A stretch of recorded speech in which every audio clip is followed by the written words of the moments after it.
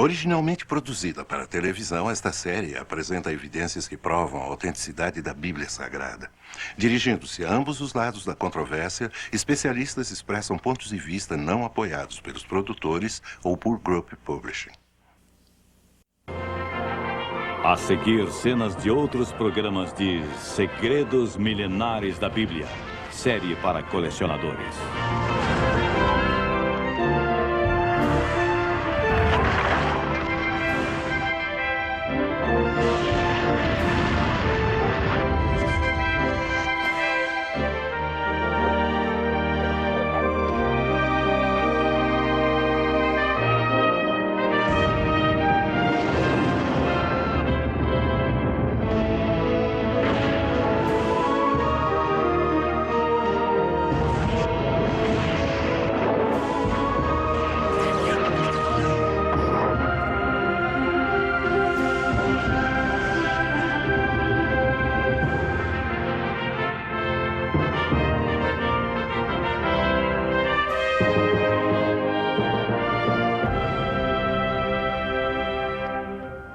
Viajaremos agora nas páginas do primeiro registro histórico contínuo da humanidade, o livro chamado A Bíblia Sagrada.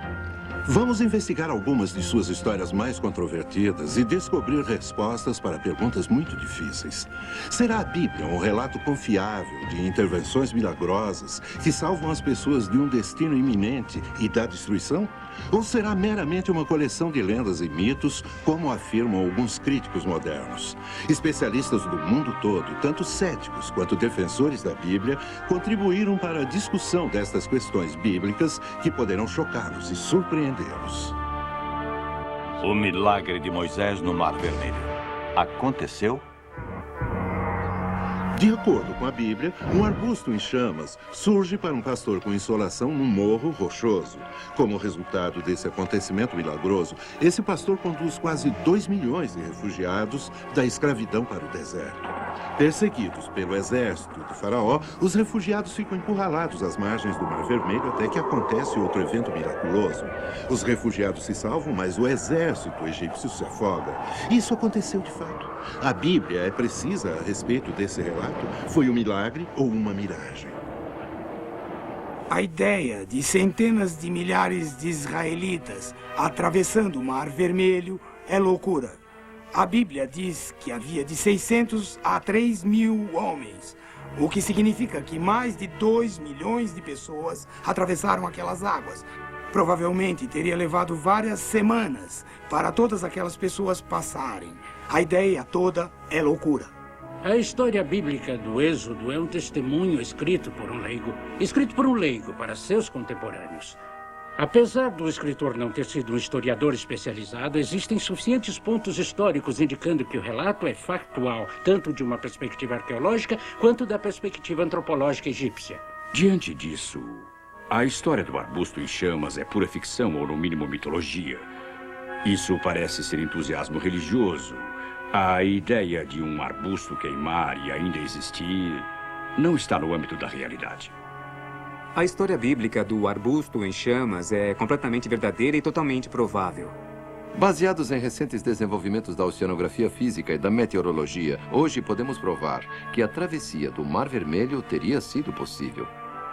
Do arbusto em chamas à abertura do Mar Vermelho, a história do êxodo dos israelitas do Egito tem sido uma fonte constante de discórdia entre os especialistas.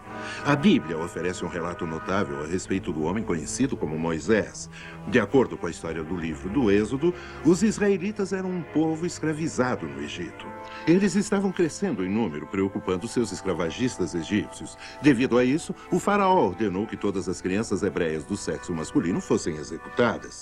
Uma jovem mãe, uma das escravas israelitas, não podia mais proteger o seu filho pequeno, então o colocou em uma cesta e o pôs para flutuar no rio Nilo, perto do palácio do faraó. Uma princesa do Egito encontrou a cesta e levou a criança para ser criada como sua. Ela chamou a criança de Moisés. Criado em ambiente real, foi só na idade adulta que Moisés começou a se identificar com sua herança. A história do êxodo dos israelitas a partir do Egito tem sido uma constante fonte de discórdia entre os especialistas. A verdade a respeito da história do êxodo na Bíblia depende de respostas a 3 perguntas. As 10 pragas invocadas por Moisés contra os egípcios realmente aconteceram?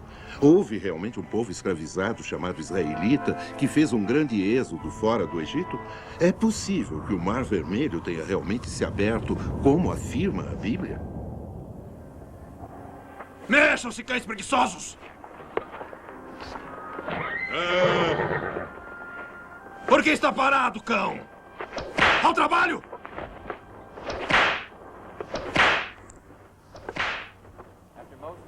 Moisés começou a ter um sentimento mais profundo de compaixão para com o seu povo.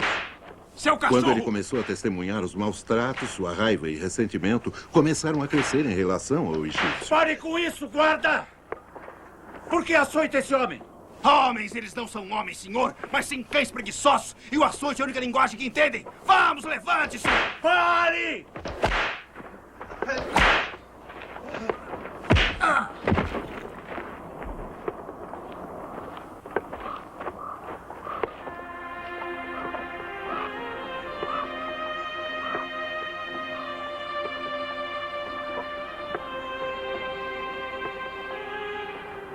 Eu não pretendia matá-lo. Moisés tentou enterrar secretamente o egípcio na areia, mas foi descoberto e teve que fugir para o deserto de Madiã para escapar da sentença de morte dada pelo faraó. Ele foi acolhido por Jetro, um sacerdote de Madiã, e se casou com sua filha. Durante 40 anos, Moisés levou a vida simples de um pastor. Então, em uma questão de minutos, ele veio a conhecer o seu destino.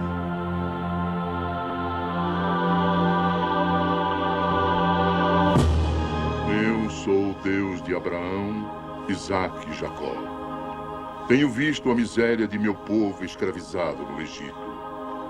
Você, Moisés, irá para o sul e guiará meu povo libertando-o do Egito. Quem sou eu para guiar os israelitas para fora da terra do Egito? Por que o faraó me daria ouvidos? Não tenha medo, pois estarei com você. Vá agora com seu irmão, Arão. O encontro de Moisés com o arbusto em chamas é uma das histórias mais memoráveis da Bíblia e certamente uma das mais controvertidas. A Bíblia nos diz que não só o arbusto irrompeu em chamas, mas que não foi consumido pelo fogo. Isso tem sido há muito questionado pelos críticos da Bíblia. Então, fomos para Israel para perguntar aos especialistas de lá a respeito do assunto. Aos pés do Monte Sinai está o monastério de Santa Catarina.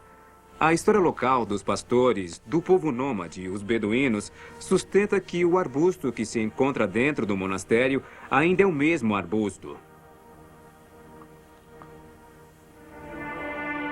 Não posso confirmar nem negar que o arbusto que cresce no monastério era o próprio arbusto em chamas, mas é uma planta específica do deserto que coincide com a descrição bíblica.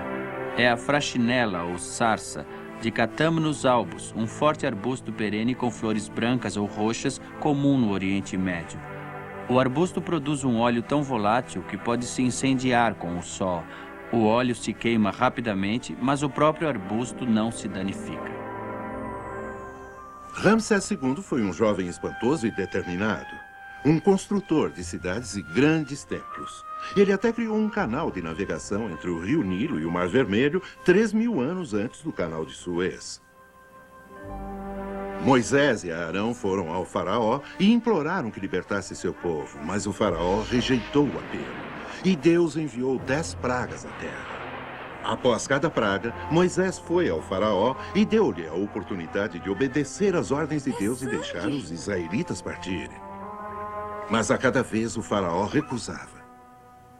O principal propósito da história do Êxodo não é descrever a história. O propósito principal da história do Êxodo, como foi criada pelos sacerdotes e escribas que viveram em Jerusalém, era glorificar seu Deus e fazê-lo parecer maior do que qualquer outro Deus. O que usaram foi uma série de antigas lendas e memórias distorcidas que eles juntaram para criar essa história que não tem nenhuma relação com a história. A arqueologia forneceu informações para desvendar narrativas e vários eventos, tais como o relato do Êxodo. Esse relato contém suficientes nomes de lugares cujas referências se cruzam com as de tabuletas cuneiformes sumerianas, não bíblicas e assírias, confirmando a precisão do relato do Êxodo, assegurando aos especialistas que não era um relato inventado para consumo posterior. Alguns aspectos da narrativa do Êxodo refletem com precisão aspectos geográficos únicos do Sinai que só uma pessoa que passou uns tempos lá poderia saber. Há um antigo documento, um papiro egípcio chamado Papiro Ipuwer, que conta, à base de testemunhos, a praga do sangue, a praga do gado, doença, a praga do estranho fenômeno do fogo, a praga lançada sobre o primogênito, a estranha escuridão. Todos os eventos que anteriormente pensamos conhecer só através da Bíblia podem ser lidos nos registros egípcios. Como descrito na Bíblia, a última das pragas chegou com um grande drama. Deus havia instruído aos israelitas para ficarem em suas casas e prepararem uma refeição com carneiro ou cabrito. Eles deveriam pegar o sangue desses animais e usá-lo para marcar as portas de suas casas. Naquela noite, o Senhor desceu nas terras do Egito e o primogênito de cada família egípcia foi fulminado. Essa praga foi a mais terrível. O faraó perdeu seu filho adorado. Sua resistência se quebrou. Ele ordenou que os israelitas fossem libertados. Eles deveriam abandonar inteiramente as terras do Nilo. A Bíblia diz que Deus proveu uma coluna de nuvem de dia e uma coluna de fogo à noite para guiar os israelitas pelo deserto. De acordo com a Bíblia, Deus instruiu Moisés a montar um acampamento entre Magdol e o mar. Seu destino era a terra de Canaã. Mas o faraó, em breve, tornou-se vingativo e mandou seu exército perseguir os refugiados.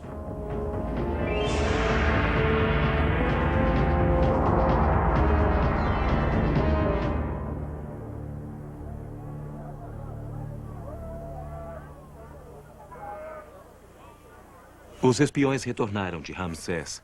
O faraó se ressente com nossa liberdade e manda seu exército para nos destruir.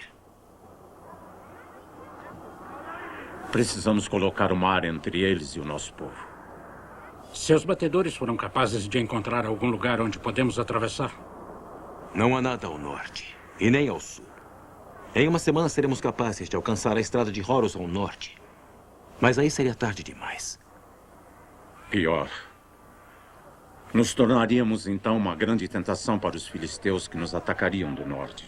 Você pode entrepor homens armados entre o faraó e o povo? Não há tempo suficiente. Exceto pela guarda interna, meus soldados estão dispersos entre as tribos, tentando transformar roleiros e lavradores em guerreiros.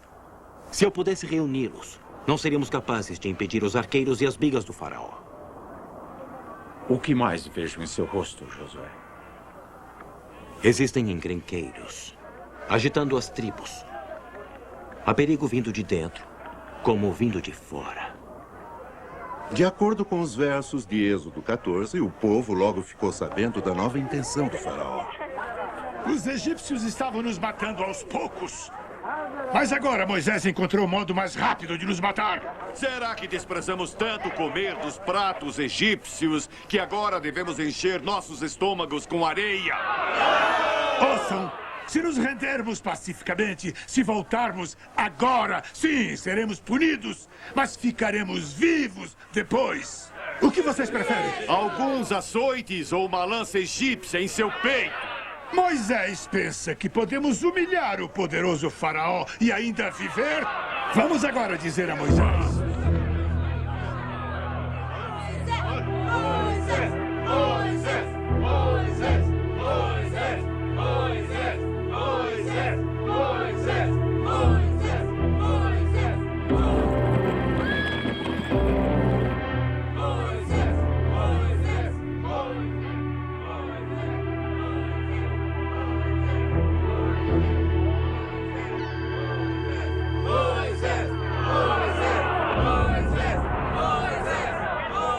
Veja o que fizeste a nós, ó poderoso Senhor Moisés. Vês as nuvens de poeira da maldição? Não consegues ouvir a terra trovejar ao som das bigas do faraó? Eu vejo Eu ouço.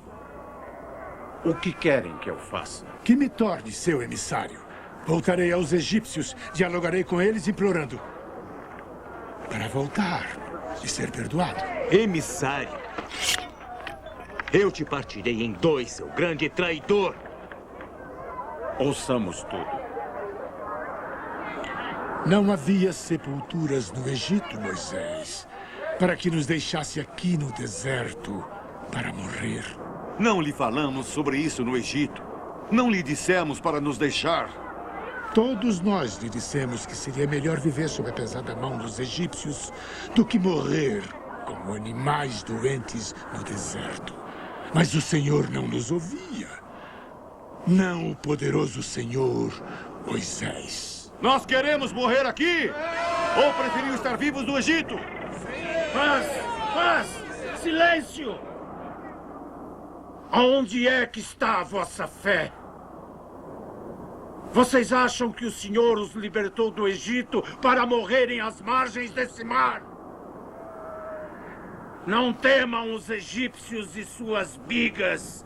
Vocês só precisam ficar quietos e transformar seus temores em fé. Então, vocês verão o poder de Deus.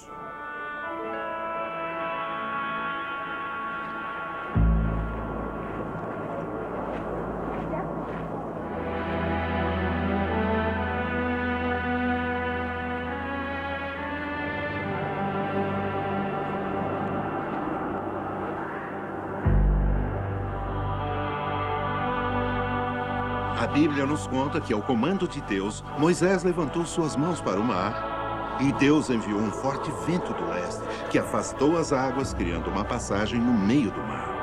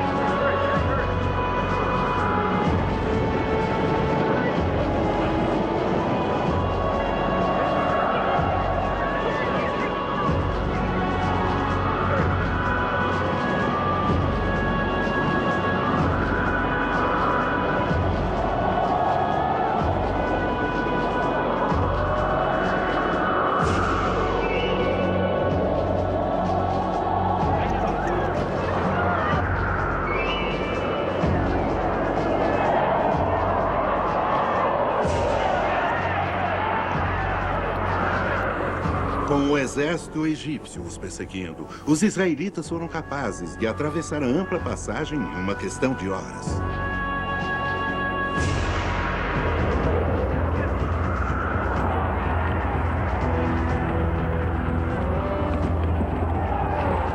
O exército do faraó, com centenas de bigas e milhares de soldados, seguiu os israelitas pelo mar.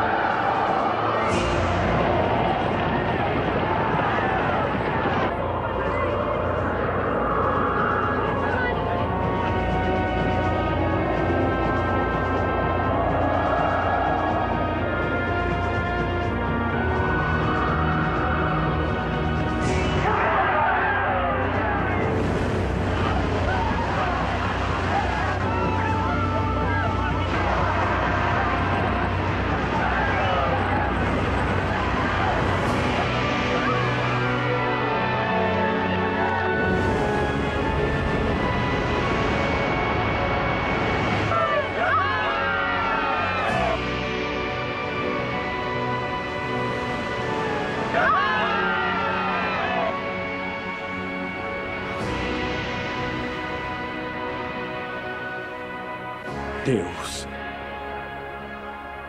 que assim seja. Alguns críticos expressam dúvidas se Moisés e os israelitas de fato atravessaram o Mar Vermelho. Outros não acreditam em nenhuma parte do Êxodo. Mas recentemente houve a descoberta de uma evidência notável. Existem certas cerâmicas autênticas nas quais buscamos localizar o evento do Êxodo e da imigração dos israelitas para a terra de Canaã. Uma dessas peças é esse bonito frasco peregrino muito bem pintado.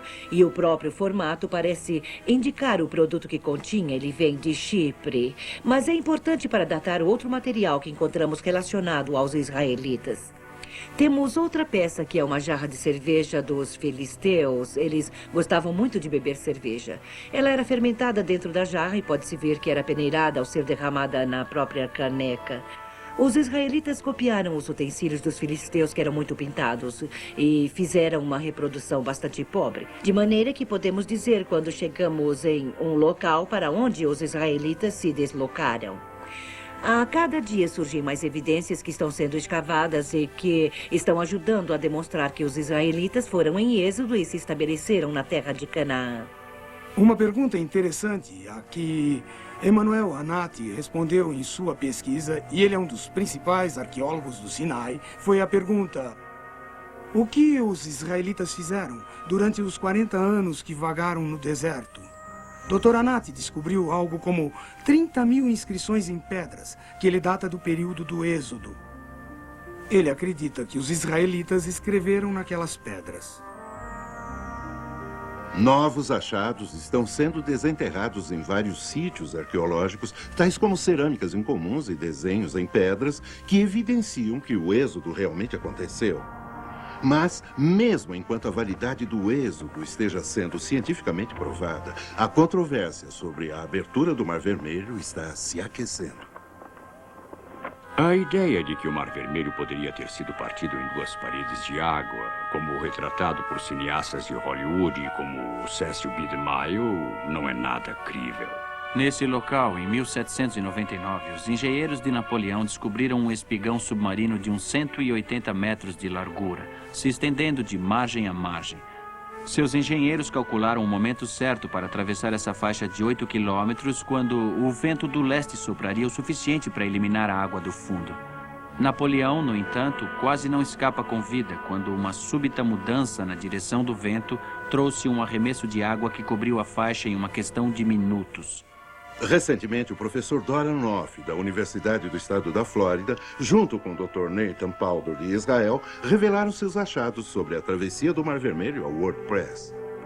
O Dr. Powder e eu não estávamos muito interessados se a travessia do Mar Vermelho ocorreu ou não, mas estávamos intrigados pela possibilidade de talvez haver alguma explicação para semelhante processo.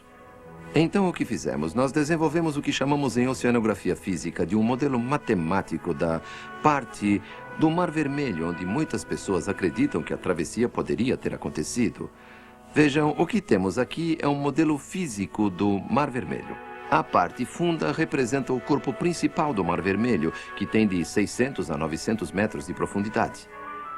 E a parte rasa, com o fundo inclinado, que deve representar o Golfo de Suez, que é muito mais raso. Como dissemos antes, a profundidade média do Golfo de Suez é de uns 30 metros.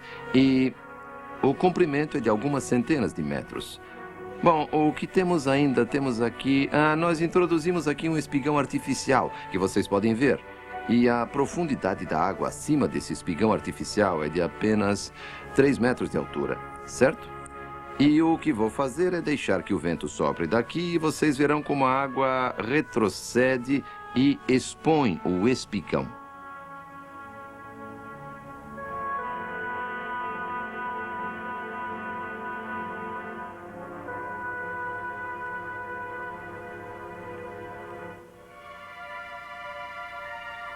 O que vocês podem ver é que a maioria da água à esquerda do espigão é afastada pelo vento. Ainda tem um pouco de água aí, e vê-se que há uma área exposta bem aqui. Certo? A ideia é que os israelitas atravessaram nessa parte do espigão que estava exposta e eles viram água em ambos os lados. Eles viram a água do lado esquerdo do espigão e a água do lado direito. Eu vou cortar o vento agora. Eu vou fazer isso abruptamente e vocês verão como ela volta. Vamos fazer isso. O que acontece depois disso é que o vento se acalma.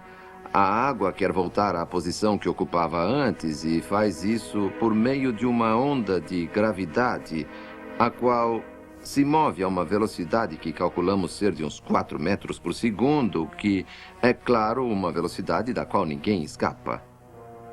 Oceanógrafos estabeleceram cientificamente como os israelitas podem ter atravessado o Mar Vermelho durante sua fuga dos egípcios que os perseguiam. A cobertura da mídia mundial dos experimentos e descobertas de Nofi e Paldor não deixa dúvidas de que os israelitas poderiam ter atravessado o Mar Vermelho exatamente como descrito na Bíblia. O êxodo dos israelitas do Egito é mais do que uma história das 10 pragas contra os egípcios e da miraculosa travessia do Mar Vermelho.